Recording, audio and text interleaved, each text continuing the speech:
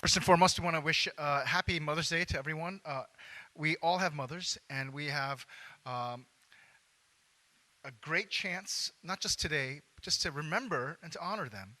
Um, Especially if you just, there's something about mothers in such a way that um, they, they have this incredible capacity to connect with their children in ways that, as a father, I always envied. And I always felt like I was on the outside of for a very, very long time. I had to work hard to get my kids to realize how much I love them. I had to work really hard. My wife, she and my daughters, they just had this experience of just this connection that was right from the beginning, and it's an amazing one. That connection sometimes is it's beyond what you can imagine, especially when that connection seems to be broken. Well, there's a story of a woman named Luz. I forgot her last name all of a sudden. Luz Cuevas, that's her right. And 1997, in the suburbs of Philadelphia, her house, the place where she lived, there was a rapid-moving fire that just moved right through her house. And she had more than one child, but she had this 10-year-old daughter in that room.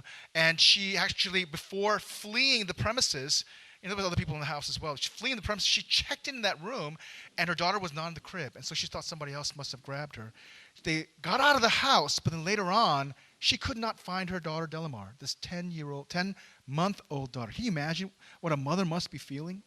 The firemen later on said the blaze had consumed that room so badly that they could not even find the remains. And the firemen were telling this woman, your daughter's gone. She's burned up. We can't even find any remains left. The mom, can you imagine if this is what this mom's thinking through? She's thinking to herself, no. I know she was not there. I checked.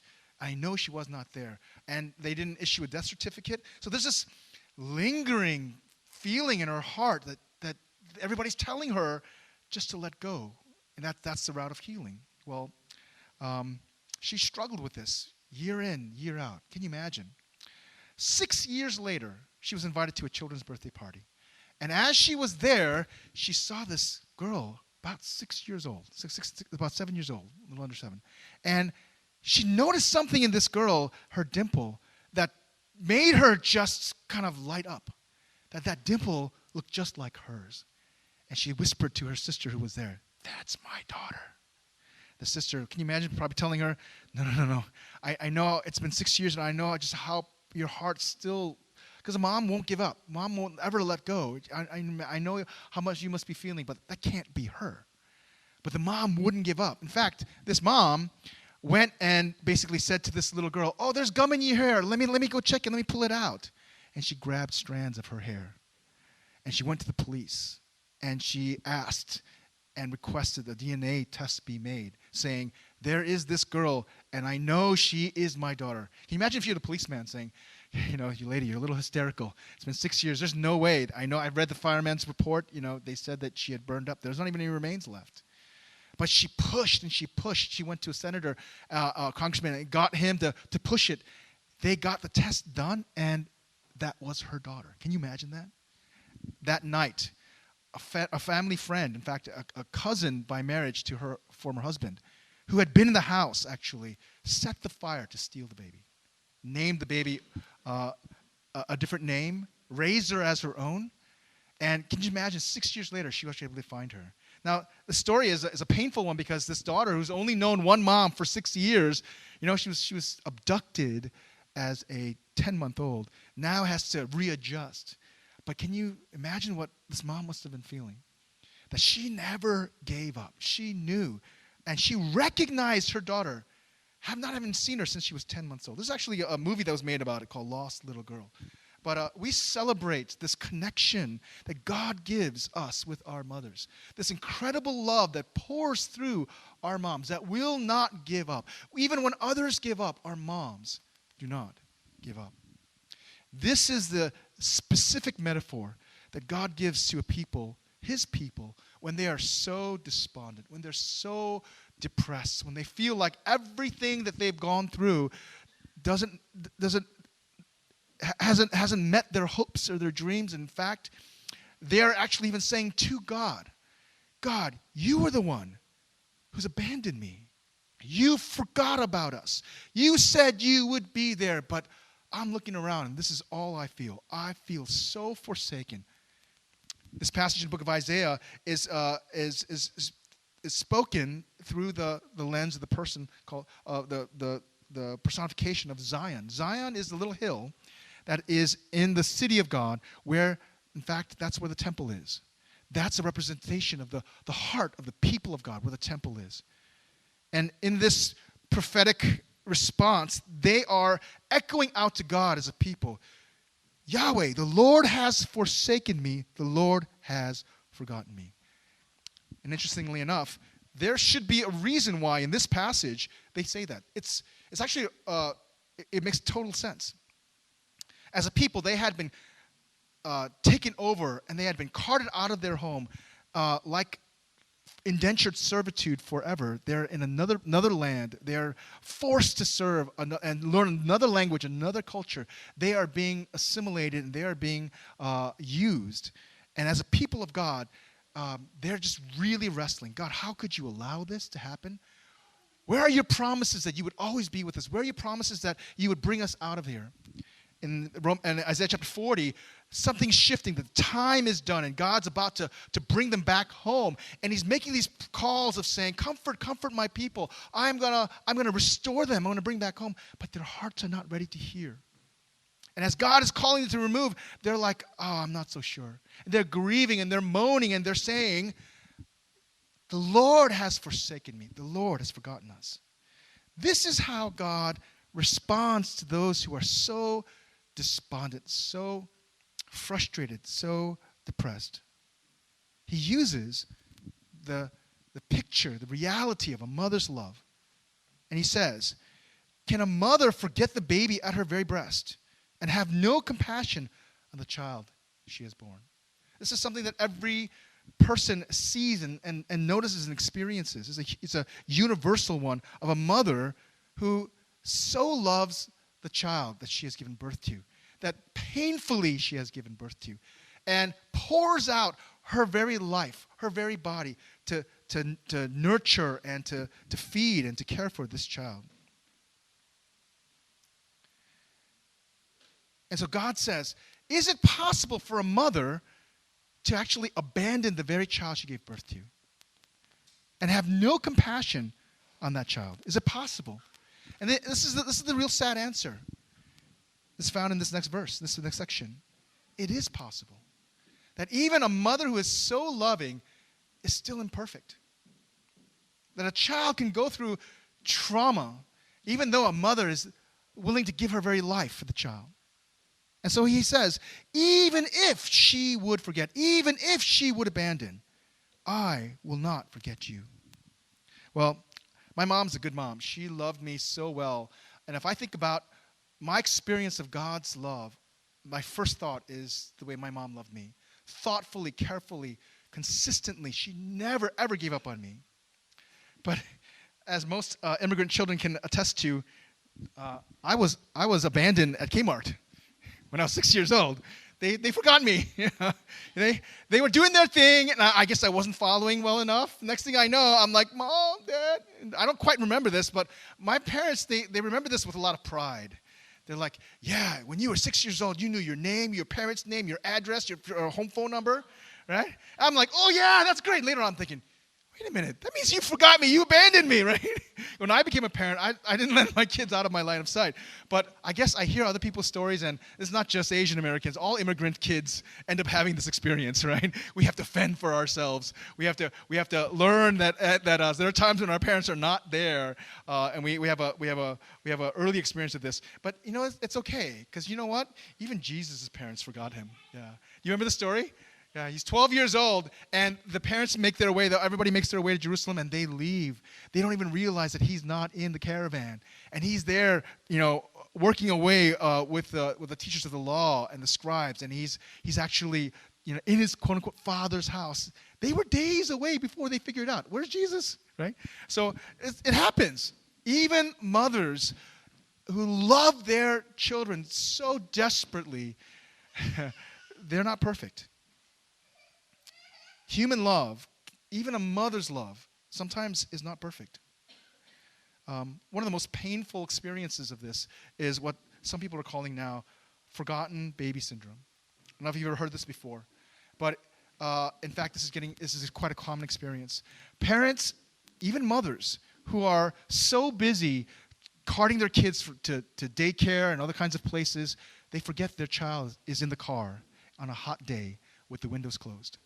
Okay, we hear these stories, and have you ever heard those stories? It's just heartbreaking.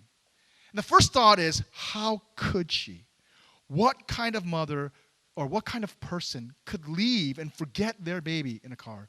Did you know that, in fact, on average, 37 children in the United States die of what they call vehicular heat stroke because they're left in the car? That's a sizable sum. 37. You would think these 37 must be the worst parents you could ever imagine. These people who, either high on drugs and left their kids that way, or so thoughtless, so careless. They should, you would imagine like they should be locked up forever. But when you do a study of these parents, it's actually not so much that they were horrible people, delinquent parents. These are some of the most devoted, thoughtful, careful parents who dote and love their children. Yeah. Fathers, mothers, grandparents who just are so loving find themselves in a situation where they forgot, they left their child. It actually can happen to anyone. You would think there's low education, not a very good family background, so on and so forth. No. Doctors, lawyers, professors, as well as blue-collar people. This happens across all spectrums.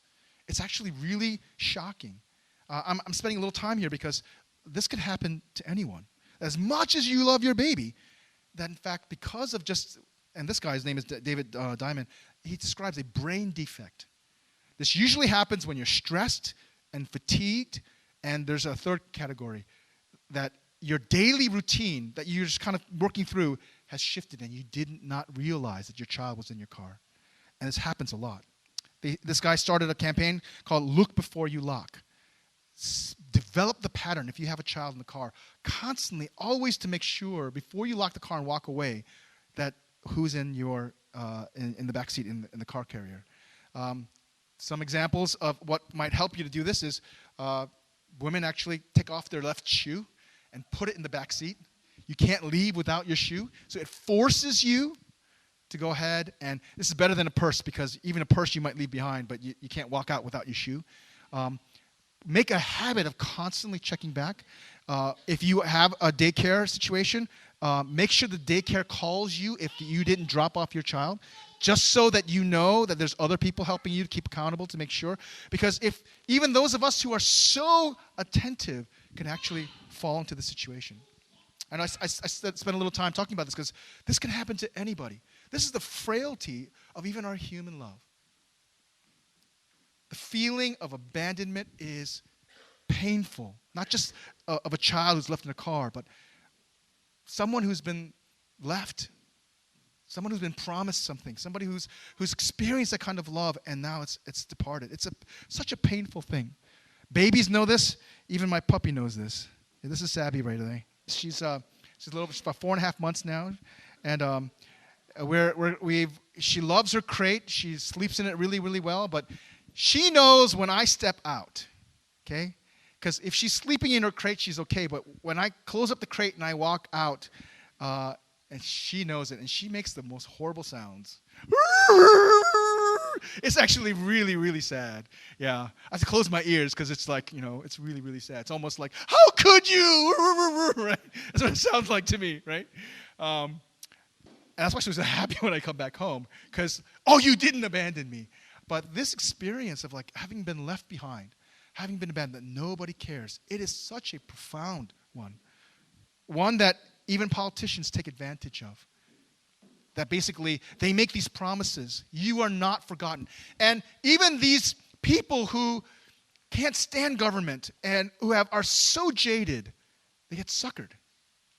Because the feeling of abandonment, the feeling that even your mom might not be there for you, it is a poignant one and a painful one. And it's true. Many of us have incredible mothers that we look back and say they were just so incredibly sacrificial. They loved us so well. But some of us actually can remember and have a pain experience of our moms who were just imperfect and could not been there for us. They were bearing the brunt of their own brokenness, and they could not mother us well. Or we are in that very same experience, wanting to give everything to our children, and yet feeling and experiencing that we are not enough. This is the beauty of who God says he is. That even if a mother can forget, can abandon, can be imperfect, God says, I will never forget you. You are always on God's heart and mind. God's thoughts never depart from you. He says, see, I have engraved you on the palm of my hands. Your walls are ever before me, as a way of saying Zion, his people, are constantly on his minds. You know, if you see a new parents who have their child for the first time, you actually get kind of like, because we were like this, I guess, all you talk about is your child. You give everybody the daily poop report, right? Have you heard that before? This is how many times my child, you start counting diapers, you start telling people stuff that they just don't want to hear, because all you're thinking about is your child. And everybody else is kind of like, especially people who don't have children, like, oh my gosh, just give it a rest, right? Because they are so in love with this child. Yeah, well, that's kind of what God is saying. His thoughts revolve around us. His thoughts are constantly where we are. There's not one thing that goes through our minds that we experience emotionally, relationally, that is outside his care, outside his concern, outside his attention. And the way that he describes that is saying, this is not simply just for a short term that he can be this committed to you and then he just kind of fall away because he gets tired. But no, he's saying, I am so committed. See, I have engraved you on the palms of my hands. There are a lot of interpretations of what this might mean. In fact, the pilgrims, as they were making their way to Jerusalem, to Zion, they would actually inscribe something on their hands as a way of saying, this is a testament of how devoted I am. When you do something in your hand, it is a description of absolute devotion. Slaves were often branded as a sign of, I belong to my master. So look at my hand. This is a sign of that forever I love and I serve and I belong to my master. And this is a place in the scriptures where this is just turned around. God, creator of heaven and earth, the one who is so powerful, so worthy, what does he say? I'm not going to inscribe something in your hands. I'm not going to brand you to serve me. I have placed an engravement on my own hand as a sign to say, this is how I am devoted to you. This is how much I love you. It makes a lot of sense in many ways as we reflect on Jesus' experience of suffering on the cross. In fact, we look back and realize his engraving of our names, of us on his hands, is described in his nail-pierced hands. That after he was resurrected and he was meeting up with his disciples, there's one disciple, Thomas, who felt this incredible sense of abandonment. How could Jesus leave us? And all other people are saying, we've met him, he's resurrected. This, I cannot believe, I cannot trust. I am jaded, I am hurt. God, I put everything in the basket, all of my heart to Jesus, and he died. So when Jesus comes to see him, what does Jesus tell him? Come, Thomas, put your fingers into my hands. The resurrected Jesus bears this forever and ever. When we see Jesus face to face, we're going to see his hands forever indelibly marked as a sign of how committed he is to us. We realize that one of the reasons why we will never be forsaken, even though we deserve it, is because Jesus went through the experience of the ultimate forsaking. He cried out, Psalm 22, my God, how could you, why have you abandoned me? He felt the full force of it. And now we get to feel the full force of God's covenant, unbreaking, unconditional love. So much more than even a mother's love. So much richer, fuller than a mother's love. He makes these promises again and again. Never will I leave you.